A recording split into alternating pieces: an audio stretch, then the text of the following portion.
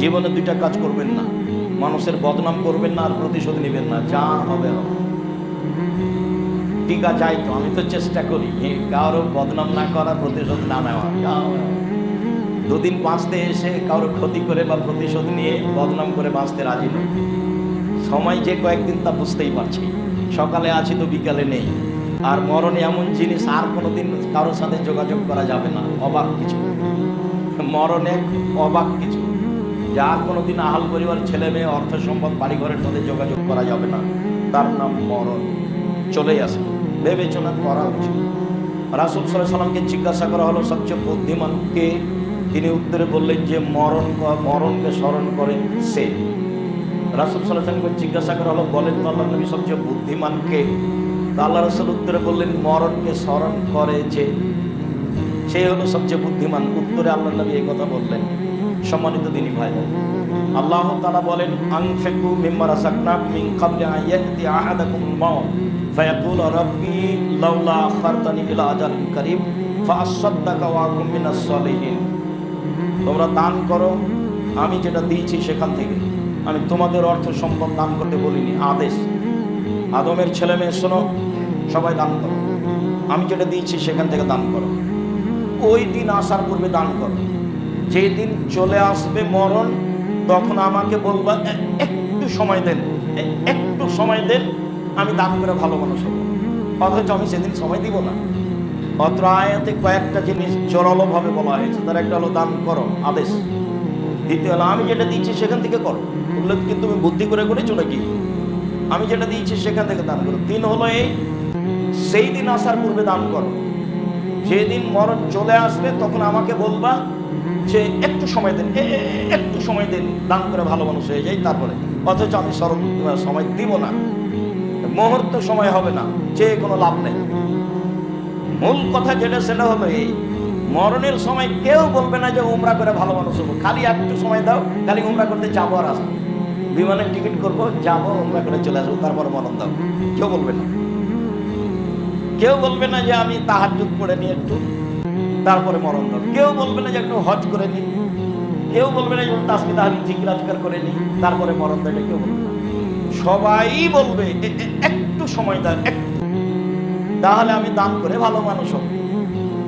মরণের সবাই মানুষের এটা দাবি, দামি একটা পথ যার বিনিময়ে জান্নাত সহজ। যখন রাসূল সাল্লাল্লাহু আলাইহি ওয়াসাল্লাম বললেন সবচেয়ে দামি জান্নাত হলো এই, তো সাহাবীগণ বললেন কে পাবে? তখন আল্লাহ রাসূলুল্লাহ বললেন যার স্বভাব ভালো সে পাবে। তারপরে বললেন যে অসহায় মানুষকে খাওয়াতে পারে সে পাবে, যে দান করতে পারে সে পাবে দামি জান্নাত। রাসূল সাল্লাল্লাহু আলাইহি ওয়াসাল্লামকে জিজ্ঞাসা করা হলো মানুষের জীবনে সবচেয়ে ভালো কাজ কি? মানুষের জীবনে। তখন আল্লাহ রাসূল বললেন মানুষের জীবনে সবচেয়ে ভালো কাজ অসহায় মানুষকে খেতে দেওয়া, ফকির মিসকিন। দ্বিতীয় বলে সালাম দেওয়া, যাকে চিনো তাকে, যাকে চিনো না তাকে।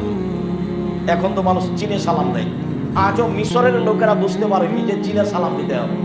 মিশরের লোকেরা মন্ত্রীও ভ্যান চালককে আগে সালাম দেয়, রিক্সাওয়ালাকে মন্ত্রী বলে আসসালামু আলাইকুম।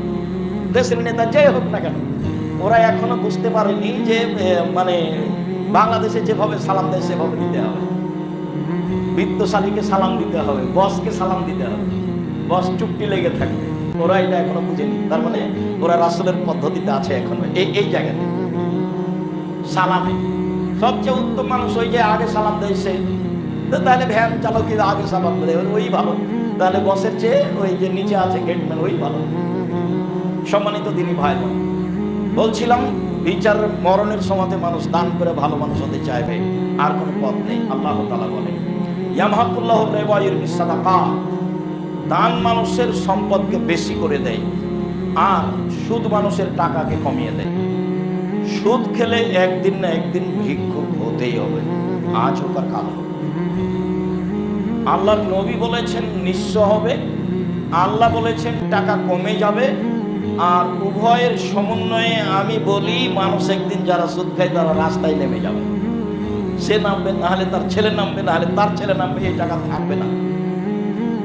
সুদ হলো টাকার প্রতি জুলুম করা। আব্দুল্লাহর এক বক্তব্য শোনেন, বুঝতে পারবেন সুদ কেন হারাম।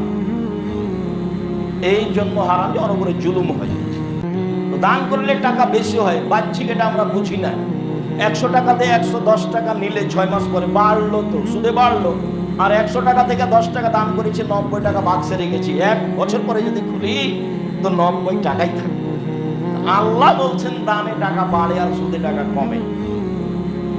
আবু হুরায়রা রাদিয়াল্লাহু তাআলা আনহু বলেন, রাসূল সাল্লাল্লাহু আলাইহি ওয়াসাল্লাম বলেছেন, ইবনে আদম, আল্লাহ তাআলা বলেন, ইবনে আদম আনফিক কুনফিক আলাইকা, আদমের ছেলে মেয়ে শোনো, দান করো, আমি পাল্টা দিয়ে দেব, আমি ওটা বেশি করে দেব। তাহলে হুবাহু বেশি হবে না, দান করলে হুবাহু বেশি হবে না, আর ফলাফল বেশি ভালো হবে। ফলাফলে দেখা যাবে যে এক সময় ব্যবসা নিরাপদ হয়ে গেছে, ভালো হয়ে গেছে। রাসূল সাল্লাল্লাহু আলাইহি সাল্লাম যখন উপার্জনের কথা বললেন তখন বললেন, দিন মজুর, কিষান কামলা, ঘাম শুকানোর আগে টাকা দিয়ে দাও, টাকা দিয়ে দাও, টাকা দিয়ে দাও, পারিশ্রমিককে টাকা দিয়ে দাও। তার মানে ওর টাকা সন্ধ্যায় শেষ, একদিন দিন খায়, দিন খায়, দিন আয় করে, দিনে খায়, আয় ইনকাম শেষ। আর যে চাকরি তখন বলছেন সাবধান, যেটা বেতন আছে তার চেয়ে যদি 1 টাকা বেশি করো তাহলে এটা আত্মসাৎ। আর যখন জমি চাষ তখন বললেন যে জমি চাষের যন্ত্রপাতি, লাঙ্গল, জোয়াল দেখলে এটা আমাকে ভালো লাগে না, এতে মানুষ ভীরু হয়ে যায়, অন্তর শক্ত হয়ে যায়, জমি চাষ জায়েজ তবে পছন্দ করলেন না। আর ব্যবসা তখন বলছেন না, তাজির রাসাদে কালামিন, এখনই আমার কেমামা শহদা সিদ্দিকিন ওয়াল আম্বিয়া, বিচারের মাঠে সত্যবাদী বিশ্বস্ত ব্যবসায়ীরা নবীদের সাথে থাকবেন। ইব্রাহিম আলাইহিস সালামের সাথে সাক্ষাৎ হবে, চিন্তা করবেন না। ব্যবসা সৎ হতে হবে, বাদামের হোক, না কলার হোক, আর না হলে ইনপুটে হোক, পৃথিবীর যে কোনো প্রান্ত থেকে সত্য পথে ব্যবসা করবেন, ধোকা দিয়ে খুশি হবেন না। বাইতুল মুকাররমের চতুর্দিকে জুমার পরে একজন বলে পাঞ্জাবি, আরেকজন বলে 3000, 8, 10টা, 20টা, 50টা বিক্রি হয়, খুব খুশিতে বাড়ি যায় আর বলে, আরে আজকে ওর দাম তো 300 টাকা ছিল, 3000 টাকায় বিক্রি হয়েছে। এখন দেখবেন যে 2-3 মাস পরে লোকটাও নেই, দোকানটাও নেই, সব বুঝে গেছে। ওটা সব প্রতারণা ছিল, ওগুলো থাকে না। বিশ্বস্ত ব্যবসায়ীরা নবীদের সাথে থাকবেন, সিদ্দিক শুহাদাদের সাথে থাকবেন। আবার বলছেন, পৃথিবীর মানুষ শোনো, ইয়া মাশারাত তুজ্জার, ব্যবসায়ীরা শোনো, ইন্নাল বাইয়া ইয়াহজুরুল কিযব ওয়াল হালাল, ব্যবসাতে মিথ্যা কথা চলে আসে, কসম চলে আসে, মানে আসে, স্বাভাবিকভাবে চলে আসে। ফাসুবহু বিসাদকা, দান করে মিটে যাবে, এটা দান করে মিটে যাবে, এটা দান করে মিটে যাবে।